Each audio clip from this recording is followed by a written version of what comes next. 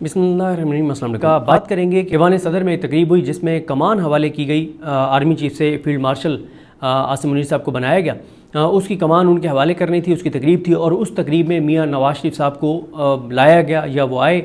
ये क्यों मैं बात कर रहा हूँ कि वो लाए गए या खुद आए, क्योंकि इस पर बहुत ज़्यादा इस वक्त सोशल मीडिया पे बात हो रही है।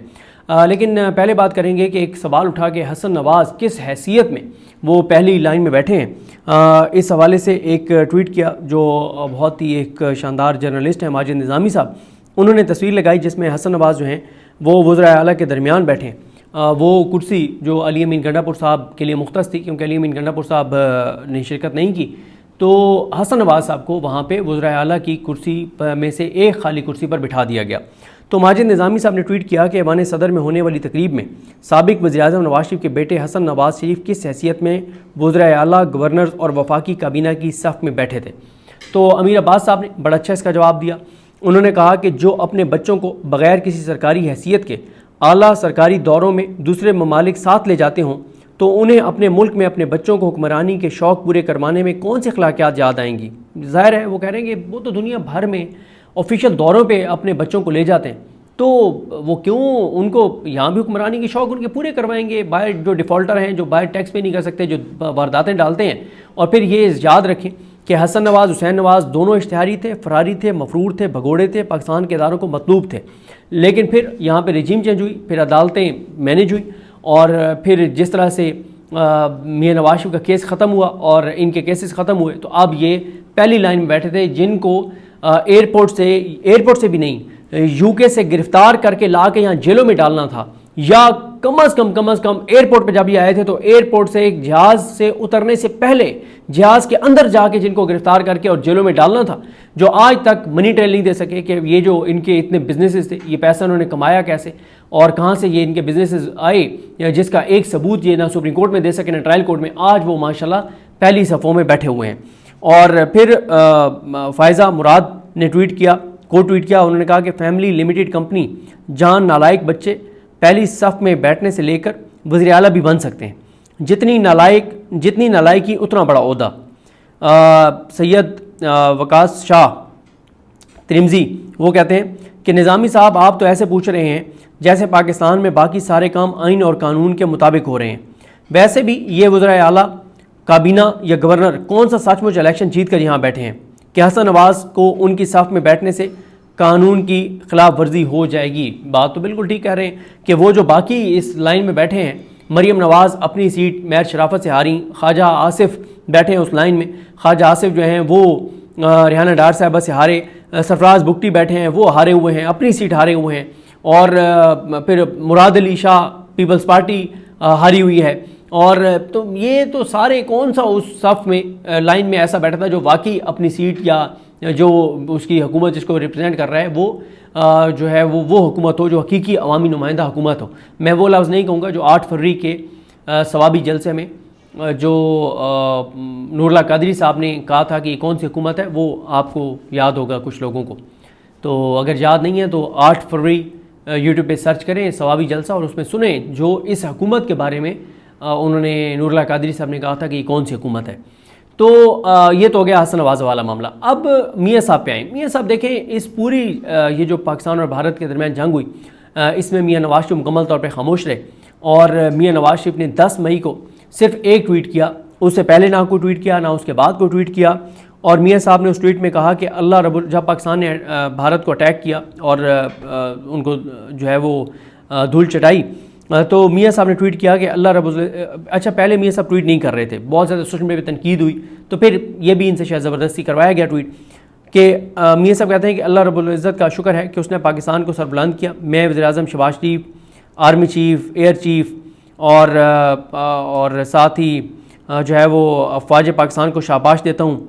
और पाकिस्तान अमन पसंद मुल्क है, अमन को तरजीह देता है, मगर अपना दिफा करना भी जानता है। पाकिस्तान जिंदाबाद। अच्छा, अब इसमें ना तो मियाँ साहब ने भारत का जिक्र किया है, ना इन्होंने मोदी का जिक्र किया है, ना मियाँ नवाज शरीफ ने भारत ने जो पाकिस्तान के शहरों में सिविलियंस को टारगेट किया, मसाजिद को शहीद किया, कुरान मजीद शहीद हुए, बच्चे शहीद हुए, औरतें शहीद हुई, बुज़ुर्ग शहीद हुए, निहत्ते सिविलियंस शहीद हुए, जो LOC के ऊपर शहादतें हुई, जो कश्मीर मतलब किसी मामले में जो हमारे स्क्वाड्रन लीडर उस्मान यूसुफ شہید ہوئے، جو دیگر ہمارے فوج کے جوان شہید ہوئے، کسی کی شہادت کو میاں صاحب نے اس پہ ٹویٹ نہیں کیا، بھارت کو کنڈیم نہیں کیا، مودی درندے کو، دہشت گرد کو، اس بغیرت انسان کو میاں نواز شریف نے اس کی مذمت نہیں کی. اور ہارون رشید صاحب نے تو کہا، یہیں پہ بیٹھ کے پروگرام ہم نے کیا تھا، کہ میاں نواز شریف اتنی اپنے بھائی اور فیملی کی عزت نہیں کرتے جتنی مودی کی کرتے ہیں. پھر آپ نے یہ بھی دیکھا. اچھا میں یہاں پہ ایک چیز آپ کو عرض کر دوں، یہ جو بات بہت زیادہ ہو رہی ہے نا، یا چلے ایک چیز کو کمپلیٹ کر لوں، پھر یہ میں اس اینڈ میں اس پہ بات کرتا ہوں 1-1.5 منٹ بعد. ایک تو یہ ہے کہ پھر آپ نے دیکھا عظمت بخاری صاحب نے کہہ دیا کہ یہ جنگ کا سارا ڈیزائن جو ہے وہ میاں نواز شریف نے کیا. پھر شہباز شریف کو اس کو نگیٹ کرنا پڑا، عظمت بخاری کو جھوٹا قرار دینا پڑا اور کہنا پڑا کہ جی نہیں، یہ تو عاصم منیر صاحب نے اس کو ڈیزائن کیا تھا. پھر ایک نون لیگ کے رہنما نے کہہ دیا کہ میاں صاحب پرائم منسٹر آفس میں موجود تھے. پھر ایک اور نے کہا نہیں، میرے پاس تو ایسی کوئی نالج نہیں ہے کہ میاں صاحب اس وقت پرائم منسٹر آفس میں موجود تھے. پھر اسپیکر بھی اس طرح کی بات کرتے ہیں، اور پھر فیصل واڈا کو سامنے آنا پڑتا ہے اور فیصل واڈا کو کہنا پڑتا ہے کہ یہ مریم نواز کی نوکرانیاں اور نالائق اور فلاں اور فلاں، اور یہ باپ کو بھی مریم نواز امبیرس کروا رہی ہے، شرمندہ کروا رہی ہے، بے عزت کروا رہی ہے، اور کوئی میاں نواز شریف کا کردار نہیں تھا. اور انہوں نے بھی صحیح میاں نواز شریف کی طبیعت صاف کی اور مریم نواز کی طبیعت صاف کی، اور جو ان کو عظمت بخاری اور ہینا پرویز بٹ اور ان ساریوں کو نوکرانیاں اور کنیزائیں اور اس طرح کے القابات سے نوازا. پھر عظمت بخاری سامنے آتی ہیں، وہ فیصل واڈا کو ذہنی مریض کہتی ہیں، اور اس طرح سے دونوں کے درمیان جو ہے وہ ایک لڑائی اور معاملہ جو ہے وہ چل پڑتا ہے. اب آ جائے اس بات پر کہ میاں نواز شریف جنگ پوری میں خاموش رہے سوائے ایک ٹویٹ کے جو ان سے زبردستی کروایا گیا.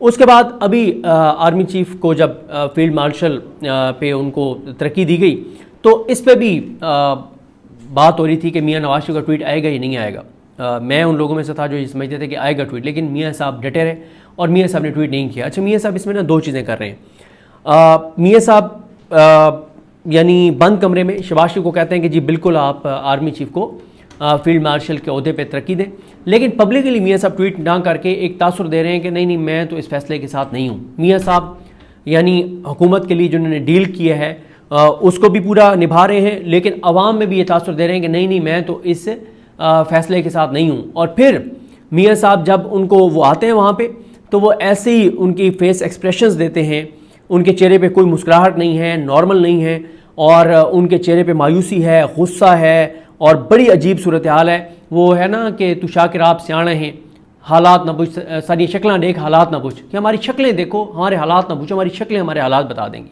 تو میاں صاحب کا چہرہ جو ہے وہ ان کا سارا حال جو ہے وہ بتا رہا ہے. اب کیوں میاں صاحب نے کوئی ٹویٹ نہیں کیا؟ اس سے پہلے مودی کو کیوں نہیں میاں صاحب نے ٹارگٹ کیا؟ اچھا یہ ایک غلط رائے ہے کہ میاں نواز شریف نے مودی کو اس لیے اٹیک نہیں کیا کہ میاں صاحب مودی کو اپنا دوست سمجھتے ہیں. اچھا پھر کچھ لوگ کہتے ہیں کہ میاں صاحب کہتے ہیں کہ یار ہمارا امن ہونا چاہیے بھارت کے ساتھ. ہم سب کہتے ہیں بھارت کے ساتھ امن ہونا چاہیے، لیکن جب بھارت نے اٹیک کر دیا، ہماری مسجدیں، ہمارے قرآن مجید، بچے، عورتیں، بزرگ، نہتے لوگ ہمارے سویلین شہید کر دیے، پھر تو ہم سب نے کہا کہ پاکستان کو جواب دینا چاہیے، اور پاکستان نے الحمدللہ جواب دیا اور ہر پاکستانی کا سر فخر سے بلند کر دیا ہماری افواج نے. تو اس وقت کیا آپ کو امن کی ضرورت ہے، بات کرنے کی ضرورت ہے؟ آپ سوچ سکتے ہیں جب بھارت آپ پہ حملہ کر دے، جب وہ آپ کو کہے کہ ہم مٹا دیں گے پاکستان کو، جب وہ کہے کہ ہم ایجے کے تو کم از کم لے جائیں گے، جب وہ کہیں کہ ہم لاہور پہ بھی قبضہ کر لیں گے، ہم کراچی پہ بھی قبضہ کر لیں گے، ہم پاکستان کو 2 ٹکڑوں میں تقسیم کر دیں گے، مزید پہلے 1971 میں ہوا تھا اب ایک بار کر دیں گے، تو پھر تو کوئی چانس، پھر تو کوئی آپ کے پاس کوئی اور آپشن ہی نہیں ہے. اچھا میری یہ اسیسمنٹ ہے کہ میاں صاحب جو ہیں وہ باوجود اس کے کہ 17 سیٹر پارٹی تھی، خود ہار گئے تھے اور یاسمین راشد سے ہار گئے تھے، پھر ان کو جتوایا گیا فارم 47 پہ، پھر کئی دن تک تو پرنٹنگ پریس میں بیلٹ پیپر چھپتے رہے، وہ ویڈیو سامنے آئی تھی. پھر آپ یہ دیکھیں کہ جو میاں نواز شریف صاحب ہیں انہوں نے ڈیل کی، بیٹی کو وزیر اعلیٰ پنجاب بنوا لیا، بھائی کو وزیر اعظم بنوا لیا، آپ نے کیسز معاف کروا لیے، وہ ساری کرپشن لوٹ مار کے سارے کیسز ان کی جماعت کے، ان کے خاندان کے ختم ہو گئے سارا کچھ. لیکن میاں نواز شریف کے دل سے آج تک یہ غصہ نہیں گیا کہ انہیں وزیر اعظم کیوں نہیں بنایا گیا. اور وہ کیونکہ ان کو یہی بتایا گیا تھا کہ آپ وزیر اعظم ہیں، اس لیے انہوں نے آگے کبوتر بھی کندھے پہ بٹھائے تھے، اڑائے تھے. اور ایک دن پہلے اخبار میں اشتہارات بھی چھپ گئے تھے کہ نواز شریف بھاری اکثریت سے وزیر اعظم منتخب ہو گئے. میاں صاحب ووٹ دینے جاتے ہیں تو وہاں سے نکلتے ہوئے کہتے ہیں کہ مجھے آپ نے سادہ اکثریت دینی ہے. وہ عوام کو نہیں کہہ رہے تھے، وہ اسٹیبلشمنٹ کو کہہ رہے تھے کہ سادہ اکثریت ملنی چاہیے تاکہ کوئی مسئلہ نہ ہو مجھے. اس سے پہلے میاں صاحب یہ بھی کہہ چکے تھے کہ مجھے جہانگیر ترین نہیں چاہیے. میاں صاحب یہ بھی کہہ چکے تھے مولانا فضل الرحمان اور اس کی جماعت مجھے نہیں چاہیے. ساری باتیں میاں صاحب تو وزیر اعظم بن کر آئے تھے. ان کو وہاں سے ہمارے سفارت خانے کے عہدیداران نے وہاں سے لندن سے روانہ کیا تھا، وہاں ان کے ساتھ میٹنگ کی تھی، گپ شپ کی تھی، اور مشورے دیے تھے کہ میاں صاحب آپ کو جا کے کیا کرنا ہے اور کس طرح سے آپ کو کرنا چاہیے یا میاں صاحب. تو میاں صاحب کے دل سے آج تک یہ غصہ نہیں گیا کہ میرے ساتھ دھوکہ ہوا, مجھے وزیر اعظم نہیں بنایا گیا. اور میاں صاحب کو جب یہ کہا جاتا ہے کہ بھائی آپ تو اپنی سیٹیں ہار گئے تھے, تو میاں صاحب یہ کہتے ہوں گے, میں نے سنا تو نہیں ہے لیکن وہ ضرور کہتے ہوں گے کہ بھائی سیٹ تو شہباز شریف بھی نہیں جیتا تھا اپنی, تو اسے تو بنا دیا وزیر اعظم, مجھے کیوں نہیں بنایا. تو میاں صاحب یہ جو بھارت کے خلاف نہیں بولے, وہ اس غصے میں نہیں بولے کہ مجھے وزیر اعظم کیوں نہیں بنایا گیا, مجھے وزیر اعظم نہیں بنایا تو بس ٹھیک ہے جو کرنا ہے کرو, شہباز شریف تمہارے ساتھ کھڑا ہے, میرا کیا. اور پھر کل کی جو میاں صاحب کی تصویریں ہیں بہرحال وہ بتا رہی ہیں سارا کہ میاں صاحب جو ہیں وہ اس فیصلے پہ جو ہے وہ خوش نہیں ہیں, یا وہ بند کمرے میں تو انہوں نے خوشی خوشی یہ اپنے اقتدار کی خاطر اور اپنی ذات کی خاطر اور اپنے مفاد کی خاطر بالکل کہا شہباز شریف کو یہ کر دو, لیکن پبلکلی میاں صاحب نے اپنے ایکسپریشن سے یہ میسیج دیا کہ نہیں میں بالکل اس حق میں نہیں تھا اور مجھے زبردستی جو ہے وہ یہاں پر لایا گیا. کیونکہ اس سے پہلے میاں صاحب کو اسلام آباد اسی وقت لایا جاتا ہے جب ایک ووٹ ان کا چاہیے ہوتا ہے کسی آئینی ترمیم کے لیے یا کسی قانون سازی کے لیے. اس کے علاوہ میاں صاحب لاہور سے نہ آتے ہیں نہ ان کو لایا جاتا ہے, اور میرا نہیں خیال کہ شاید ان کی اجازت بھی ہے کہ ان کو اس طرح سے وزیر اعظم ہاؤس میں اور وزیر اعظم آفس میں شاید ان کو میاں صاحب کو شاید آنے کی اور رہنے کی اجازت بھی نہیں ہے. اب یہ ہے کہ جب یہ تصویریں سامنے آئی ہیں اور پتہ چل گیا ہے کہ میاں صاحب کا چہرہ بتا رہا ہے کہ ان کے دل میں کیا چل رہا ہے, تو اب آج خبر لگوائی گئی اور صالح ظافر صاحب نے خود لگا دی. صالح ظافر صاحب آپ کو پتہ ہے کہ ان کو ملکہ حاصل ہے اس طرح کی خبریں لکھنے میں. اس میں انہوں نے کہا کہ ایوان صدر میں اعزاز تفویض ہونے کی تقریب میں سابق وزیر اعظم نواز شریف کی موجودگی خوشگوار حیرت کا باعث تھی. فیلڈ مارشل عاصم منیر کے اعزاز میں منعقدہ تقریب میں 2 عاصم, دوسرے لیفٹیننٹ جنرل محمد عاصم ملک مشیر قومی سلامتی تھے, اور اس میں ان کی بھی انہوں نے بڑی تعریف کی ہوئی ہے عاصم ملک صاحب کی جو DGI ہیں کہ ان کے اوپر بڑی وہ توجہ کا مرکز رہے. پھر وہ کہتے ہیں کہ مریم نواز شریف سمیت 3 وزراء اعلیٰ موجود تھے. KPK کا وزیر اعلیٰ علی امین گنڈاپور دعوت کے باوجود غیر حاضر رہے. اور پھر وہ کہتے ہیں کہ مریم نواز مطلب اتنا کیٹیگور انہوں نے اس کو بڑا اس کے مطلب انہوں نے بڑے اس سے لکھا ہے کلیئرٹی سے, مریم نواز واضح طور پر مسرور دکھائی دے رہی تھیں. یعنی وہ یہ بتا رہے ہیں کہ نواز شریف کی وجہ سے خوشگوار حیرت ہوئی کہ میاں صاحب تشریف لائے ہیں, اور مریم نواز بھی کل اس تقریب میں دوبارہ میں بتا رہا ہوں مریم نواز واضح طور پر مسرور دکھائی دے رہی تھیں. تو یہ انہوں نے یہ کیا, اور آگے انہوں نے کہا جناب بڑا باقی بھی ان کی خبر آپ لوگوں نے پڑھ لی ہوگی. تو صالح ظافر صاحب کی خبر میں تو خوشگوار حیرت ہے, لیکن میاں صاحب کے چہرے پہ کوئی خوشگوار صورتحال نہیں تھی. ان کے چہرے پہ مایوسی تھی, غصہ تھا اور ایک احساس محرومی تھا.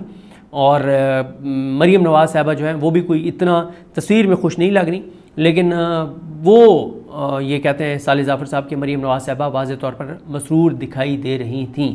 تو یہ صورتحال ہے. لیکن میاں صاحب کی ان تصویروں کو لے کے شہر اقتدار میں بہت زیادہ بات ہو رہی ہے کہ میاں صاحب کیوں اتنے اپسیٹ تھے, کیا وجہ تھی, کیوں میاں صاحب خوش نہیں تھے. اور پھر وہ جو ایک بات چیت چلتی ہے کہ کیونکہ میاں نواز شریف نے مودی کے خلاف بات نہیں کی اور نون لیگ نے بھی اس طرح سے بات نہیں کی, PTI کے سوشل میڈیا نے مودی کو کاؤنٹر کیا, ان کے سوشل میڈیا کو کاؤنٹر کیا, PTI نے جس طرح سے سوشل میڈیا کے محاذ پہ جو انہوں نے شکست دی بھارت کو, تو یہ ریئلائزیشن ہے اداروں میں کہ بھئی PTI نہیں یہ جنگ سوشل میڈیا پہ لڑی ہے. تو ایک طرف یہ کہ PTI نے یہ جنگ لڑی ہے سوشل میڈیا پہ, عمران خان نے جیل سے بیٹھ کے ساتھ ٹویٹ کیا ہے, دوسری طرف میاں صاحب کو ٹویٹ نہ کرنا, مودی کو اٹیک نہ کرنا, مودی بھارت کا نام نہ لینا, اور پھر اس تقریب میں آ کے بھی جو چہرہ ہے اس پہ اس طرح کی ایکسپریشنز ہونا, تو اس سے جو چیزیں شہر اقتدار میں چل رہی ہیں پھر ان کو تھوڑی سی تقویت ضرور ملتی ہے کہ سب اچھا نہیں ہے. بہرحال یہ آنے والا وقت بتائے گا, کیونکہ میاں نواز شریف جو بھی کر لیں, لیکن اس میں بھی کوئی شک نہیں ہے کہ اتنا آسان نہیں ہے کہ اسٹیبلشمنٹ کے PTI سے معاملات نارملائز ہو جائیں, کیونکہ شہباز شریف نے جو ڈیلیور کیا اسٹیبلشمنٹ کو وہ عمران خان نہیں کر سکتے, کبھی بھی نہیں کر سکتے. مجھے اپنی دعا میں یاد رکھیں. اللہ کریم ہم سب کا حامی ناصر ہو. اللہ حافظ.